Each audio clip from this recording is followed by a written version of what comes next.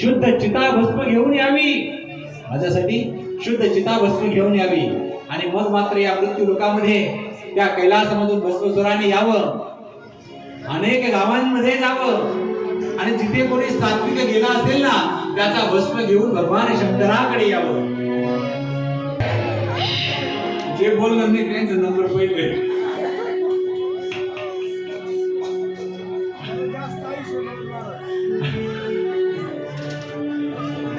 हा भस्म चांगला आहे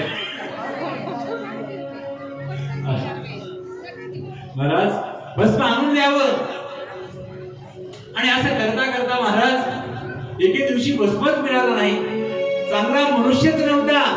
आणि महादेवाला सांगितलं, देवा तुम्ही मला काम दिलं ना, तुम्ही मला नोकरी दिली भस्म आणून देण्याची, पण आज कुठे भस्मच मिळालं नाही, चांगला गुणी मनुष्यच मिळाला नाही. मग तुम्ही मला एक आशीर्वाद द्यावा. आणि हे देणारं दैवत आहे महाराज, काय सर्वस्व देणारं दैवत आहे. भस्मासुराच्या डोक्यावर हात ठेवला आणि वचन दिलं, आशीर्वाद दिला, अरे जा तू ज्याच्या मस्तकावर हात ठेवशील ना तो जळून भस्म होईल. आणि भस्मासुराला आनंद झाला महाराज, काय आणि निघाला महाराज भस्म आणण्याकरता.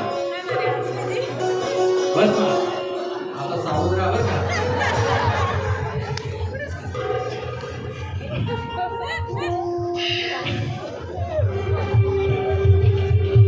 आणि भस्मासूर भ्रमंती करत आहे. आणि भ्रमंती करता करता त्याला एखादा कोणी दिसला ना त्याच्या मस्तकावरती हात ठेवावा, जाळून भस्म करावं आणि तो भस्म घेऊन भगवान शिवाकडे यावं आणि भगवान शिवाला तो भस्म द्यावा. महाराज भगवान शिवांना तो भस्म अर्पण केला.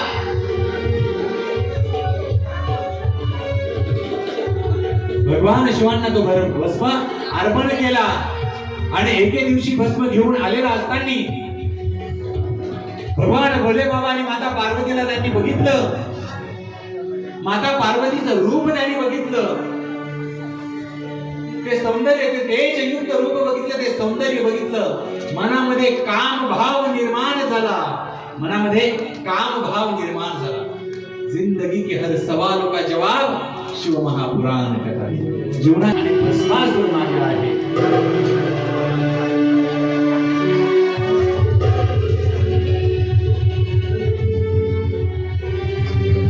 पळू लागले महाराज, काय करावं कुठे पळावं कळेना असं झालं. आणि मग मात्र त्या वेळेला भगवान संपूर्ण सृष्टीचा विनाश होईल. भगवंत विष्णू त्या ठिकाणी विचार करू लागले, काय करावं, काय कसं या संकटातून बाहेर यावं. आणि मग मात्र विष्णू भगवंताने मोहिनीचं रूप धारण केलं महाराज. विष्णू भगवंताने मोहिनीचं रूप धारण केलं आणि त्या भस्मासुराच्या वाटेमध्ये भस्मासूर